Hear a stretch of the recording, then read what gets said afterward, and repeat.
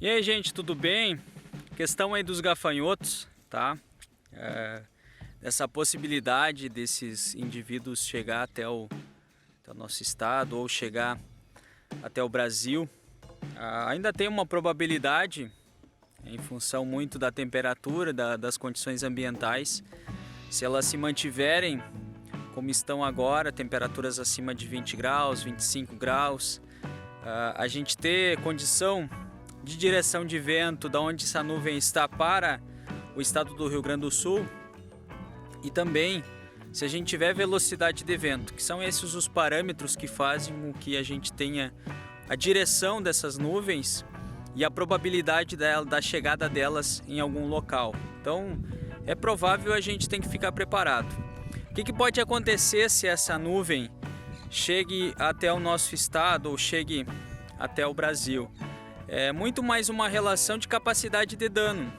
Esses indivíduos, cada indivíduo, a média de alimentação é em torno de 2 gramas diária.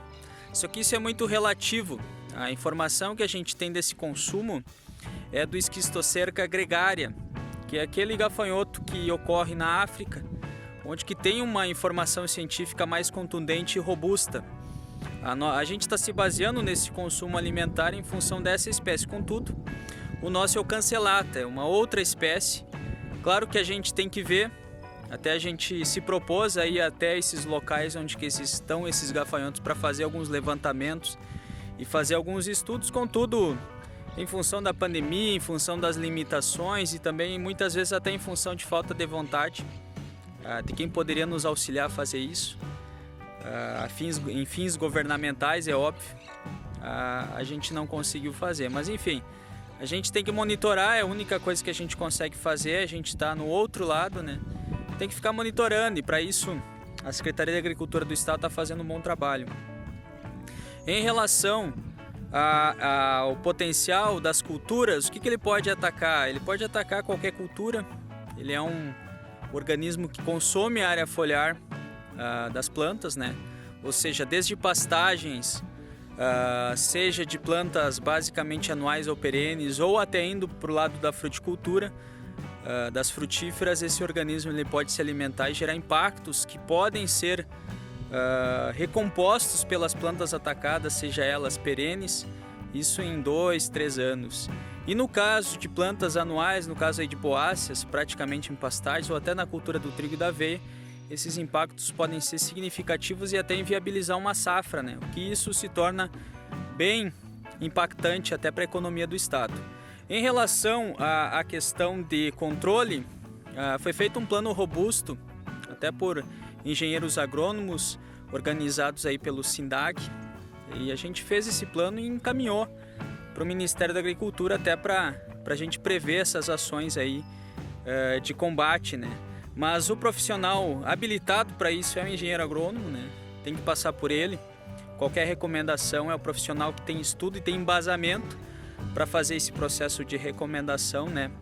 De ativos, se caso for necessário, a serem utilizados. E a ferramenta mais eficiente que a gente tem em curto espaço de tempo é a aviação agrícola. Então são essas duas ferramentas. Provavelmente, se essa nuvem vier até o Brasil, claro, devidamente tudo registrado e habilitado, com todas aquelas prerrogativas legais que a gente tem que seguir. Mas isso tudo a gente tem que estar preparado. Caso venha, a gente tem que ter essa ação contundente. A gente até ficou sabendo no noticiário de alguns outros planos, mas até então a gente não teve acesso para ver a robustez. Mas eu acredito que esse plano, que esse grupo de engenheiros, os profissionais do SINDAG, a gente organizou um plano muito robusto aí de ação e de combate a esses organismos, até prevendo a utilização de ativos já recomendados pelo Ministério da Agricultura. Então é uma questão aí de esperar a chegada, né? Muito sensacionalismo nas notícias aí, a gente tem que ter prudência, uma vez que qualquer ação que for feita são ações técnicas, ações baseadas em conhecimento, baseadas em profissionalismo.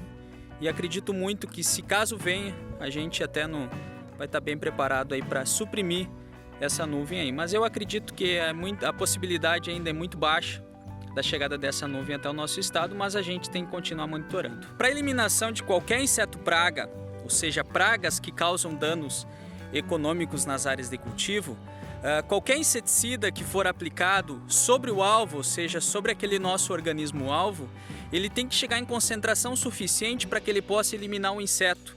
Ou seja, seriam gramas de ativo por grama de inseto, para a partir disso a gente ter a mortandade dele. Porque esse ativo ele tem que entrar no inseto, ele tem uma fase toxicodinâmica, uma fase toxicocinética e depois tem a fase clínica, que é quando a gente tem a mortandade do inseto. Então todo o processo, toda vez que a gente vai fazer um processo de manejo de insetos praga numa área de cultivo, tem-se esse pressuposto e é por isso que a gente faz a recomendação e o engenheiro agrônomo é o profissional habilitado para esse processo em si. Muitas vezes a não chegada desses ativos no alvo ou em concentração baixa é que faz com que esses produtos, esses inseticidas, eles não tenham a efetividade esperada e aí é uma relação muito forte com a tecnologia de aplicação.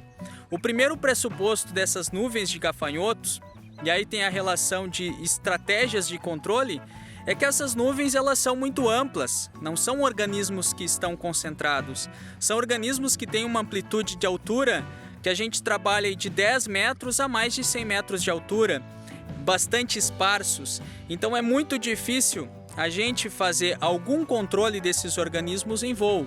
Então a gente tem que esperar muitas vezes baixar o sol, ou seja, entardecer, diminuir a radiação solar para que daí esses organismos eles pousem, fiquem estáticos para a partir daí a gente propor alguma estratégia de manejo. Claro que essa estratégia de manejo ela parte todo do pressuposto de segurança, né? Seja de ativos recomendados para o processo, né? Balizados muito em função dos pressupostos legais associados ao Ministério da Agricultura, mas também de profissionais habilitados que vão fazer esse tipo de estratégia. Ou seja, e quando for feita essa estratégia de controle, tem que ser uma estratégia homogênea e ampla. E aí nesse processo entra muito forte a aviação agrícola, que é a única ferramenta que a gente tem que consegue trabalhar em grandes áreas de terra, em curto espaço de tempo, para a gente ter efetividade justamente da mortandade desse nosso alvo. O nosso alvo é o gafanhoto e não a flora, a fauna. Esse é o nosso alvo. Nosso alvo é o gafanhoto e provavelmente com a vinda dele vai ser esse o nosso alvo que a gente vai estar direcionando os nossos ativos para chegar até ele.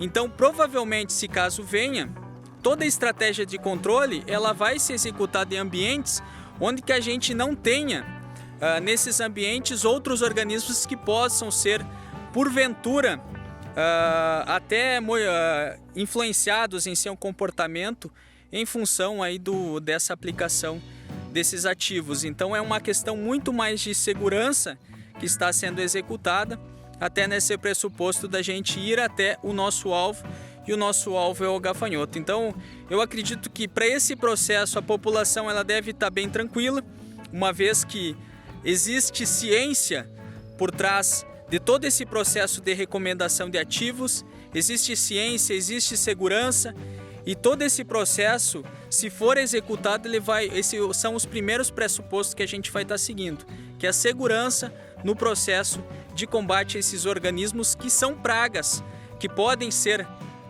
de tanto impacto aí para a nossa agricultura. Então é um processo de segurança que vai estar sendo executado, e aí a partir disso um profissional habilitado com certeza vai estar recomendando produtos que têm registro ou têm habilitação para ser utilizado para essa situação aí de mortandade de gafanhotos.